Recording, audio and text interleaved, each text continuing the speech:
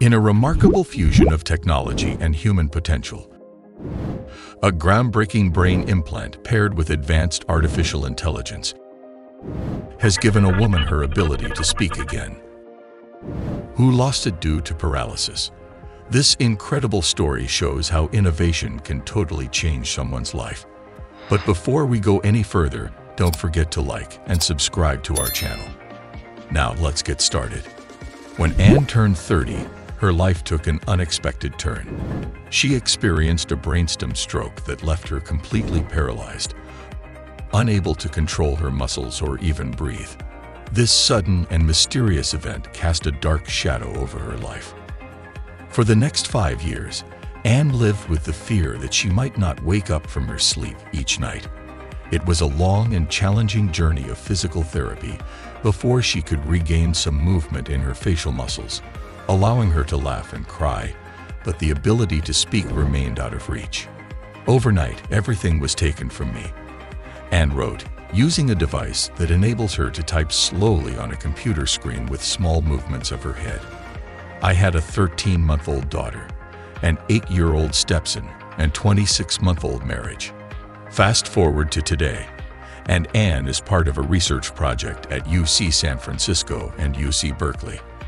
Together with researchers, she's working on groundbreaking brain-computer technology that offers hope for people like her. This technology aims to enable more natural communication through a digital avatar that resembles a real person.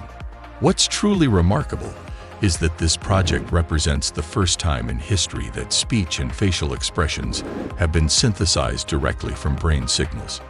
The system can also translate these signals into text at an impressive rate of nearly 80 words per minute, a significant improvement over her current communication device, which manages just 14 words per minute.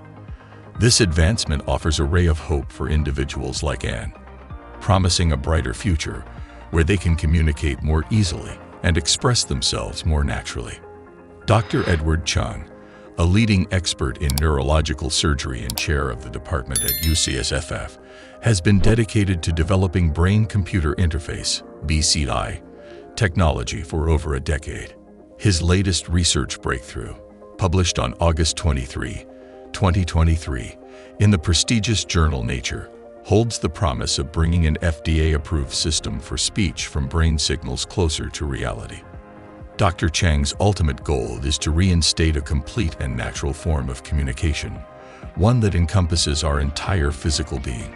He believes that this approach is the most intuitive way for people to connect with others.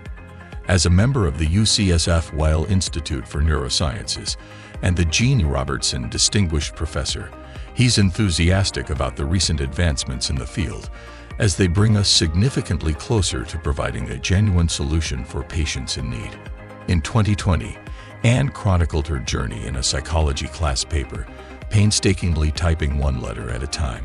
She described her condition as locked-in syndrome, 𝗙𝗲, a name that captures it well. You're fully cognizant, you have full sensation, all 5 senses work, but you are locked inside a body where no muscles work. I learned to breathe on my own again. I now have full neck movement. My laugh returned. I can cry and read, and over the years my smile has returned, and I am able to wink and say a few words. While Anne was getting better, she found a special chance to help other people. She now aspires to become a counselor in a physical rehabilitation center, aiming to inspire patients by showing them that disabilities don't have to put an end to their lives or slow them down. I want patients there to see me and know their lives are not over now, she wrote. I want to show them that disabilities don't need to stop us or slow us down.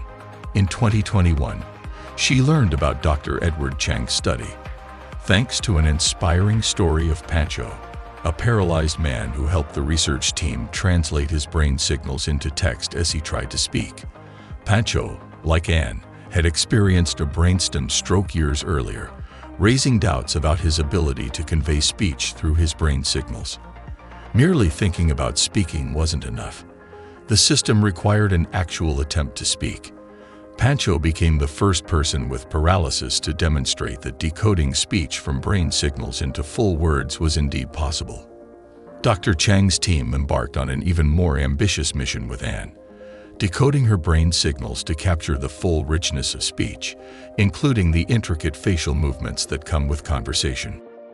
To achieve this, they implanted a slim rectangle with 253 electrodes on the surface of Anne's brain, targeting areas crucial for speech.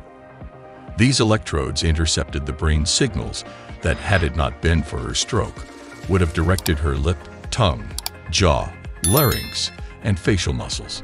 A cable, attached to a port on Anne's head, connected these electrodes to a cluster of computers. For weeks, Anne collaborated with the team to train the artificial intelligence, AI algorithms of the system. She repeatedly spoke various phrases from a 1,024-word conversational vocabulary until the computer learned to recognize the specific brain activity patterns associated with all the fundamental speech sounds. Anne's husband, Bill, who accompanied her from Canada for the study, said, "We're going to just try doing this, and then seeing it happen quicker than probably anyone thought. It seems like they're pushing each other to see how far they can go with this."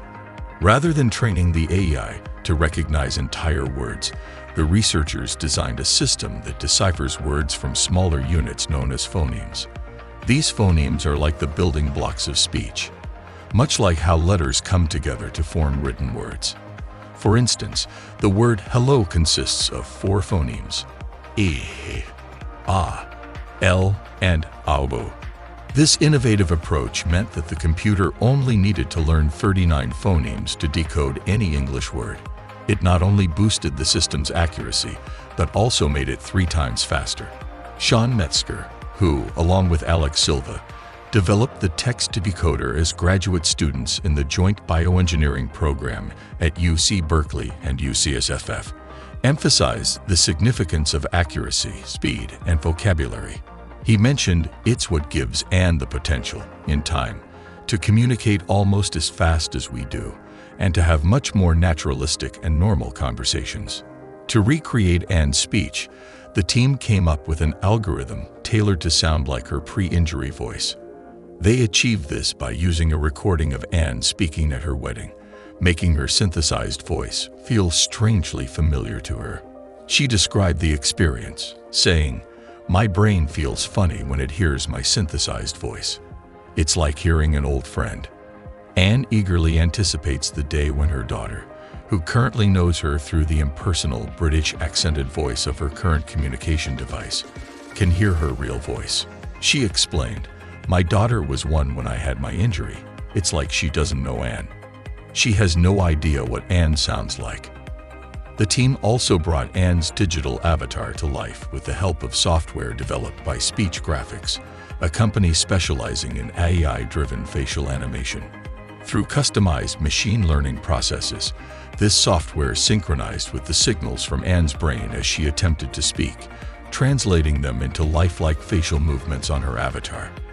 This included making the jaw open and close, the lips move, the tongue go up and down, and even conveying emotions like happiness, sadness, and surprise. 𝗙𝗲, a graduate student working with Dr. Chung and Dr. 𝗙𝗲𝗵𝗵𝗁, described the project as bridging the severed connections between Anne's brain and vocal tract caused by the stroke. He noted, "When Anne first used this system to speak and move the avatar's face in tandem, I knew that this was going to be something that would have a real impact." The team's next important goal is to create a wireless version of the system, eliminating the need for Anne to be physically connected to the BCI. For Anne, contributing to the development of this technology has been transformative. In her words, "It's amazing I have lived this long. This study has allowed me to really live while I'm still alive."